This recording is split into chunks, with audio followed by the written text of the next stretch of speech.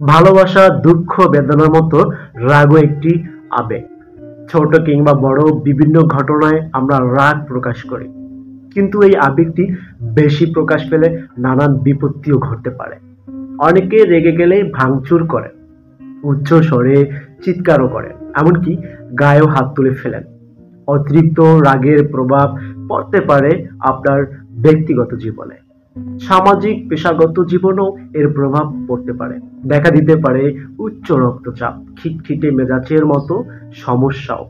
তাই লাগাম টেনে ধরতে হবে এই রাগ নামক আবেগকে। রাগ কমানোর প্রথমত টেকনিক হচ্ছে দ্রুত স্থান ত্যাগ করুন। হঠাৎ বেশি রাগ করে ফেললে সেই সময় ওই স্থান দ্রুত ত্যাগ করার চেষ্টা করুন। যে মানুষটির উপর আপনার রাগ, তার কাছ থেকে কিছু সময়ের জন্য দূরে থাকলে কিছুক্ষণ পর রাগ নিজে থেকেই কমে যেতে পারে। নিজেকে পরাজিত মনে করবেন না, বরং ভাবুন আপনি রাগকে পরাজিত করে নিজে জয়ী হয়েছেন। স্থান ত্যাগ করা হয় যদি, বা স্থান ত্যাগ করা সম্ভব যদি না হয়, অবস্থান পরিবর্তন করুন। যেমন আপনি দাঁড়িয়ে থাকলে বসে পড়ুন। রাগ কমানোর আরেকটি টেকনিক আপনি অবলম্বন করতে পারেন।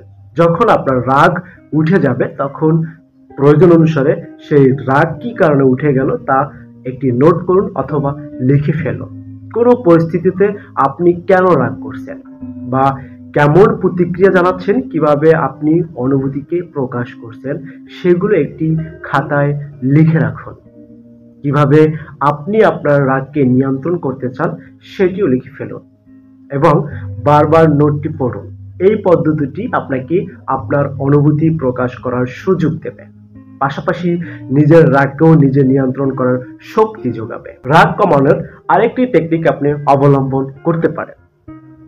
উল্টো গণনা শুরু করুন। এটার মানে হচ্ছে বহুকাল ধরে প্রচলিত এই প্রক্রিয়াটি রাগ নিয়ন্ত্রণের সত্যি ভালো কাজ করে আসছে।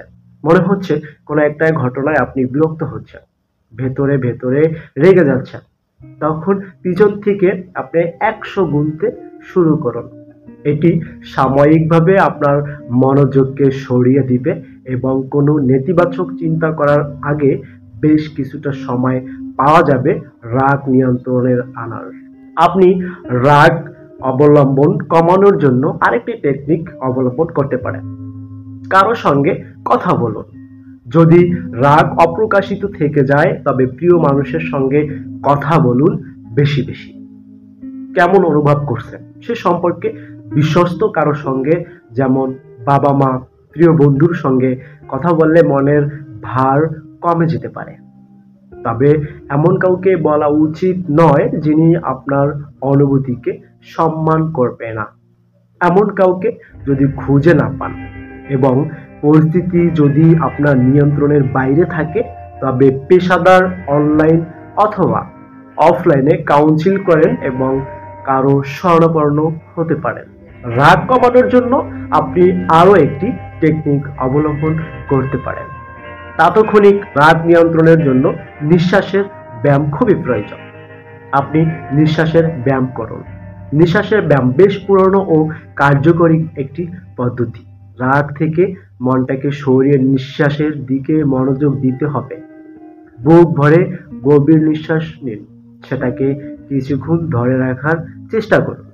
কিছুক্ষণ পর বাতাস ছেড়ে দিন। এটি রাগ কমাতে আপনাকে ব্যাপক সাহায্য করবে। রাগ কমানোর আরো একটি টেকনিক আপনি অবলম্বন করতে পারেন। বলার আগে সময় নিন এবং রাগ দেখানোর আগে সময় নিন। কি কারণে আপনি রাগ দেখাচ্ছেন তার প্রতি আপনি সময় নিন। মুহূর্তের উত্তাপে এমন কিছু বলা উচিত নয় যার জন্য পরবর্তীতে অনুশোচনা করতে হয়। রাগের মুহূর্তে আমরা এমন সব কথা বলে ফেলি যা পরিস্থিতিকেও আমরা সংকটময় করে তুলি। কিছু বলার আগে নিজের চিন্তা করে নিন, কাউকে মুহূর্তে ভাবুন আপনার এই কথা বা আচরণে আরেকজনের প্রতিক্রিয়া কি হতে পারে। রাগ কমানোর শেষতম একটি টেকনিক অবলম্বন করতে হবে আপনাকে। নিজে ক্ষমা করতে শিখুন। রাগকে নিজের মধ্যে পুষে না রেখে ক্ষমা করতে শিখুন। ক্ষমা একটি শক্তিশালী হাতিয়ার। আপনি যদি রাগ বা অন্যান্য নেতিবাচক অনুভূতিগুলোকে নিজের মধ্যে লালন করতে থাকেন, তবে নিজের ভেতরের তিক্ততা আপনাকে আরো গ্রাস করবে। তো বন্ধুরা, এতক্ষণ দেখছিলেন ইতিহাস। যদি আপনি আমার এই পেজে নতুন হয়ে থাকেন, অবশ্যই পেজটি ফলো করে রাখবেন এবং ভিডিওটা যদি হেল্পফুল হয়ে থাকে ভিডিওটা একটা লাইক করবেন, একটা গঠনমূলক কমেন্টস করবেন এবং ভিডিওটা কিন্তু শেয়ার করতে ভুলবেন না। কথা হবে নেক্সট ভিডিওতে। ধন্যবাদ।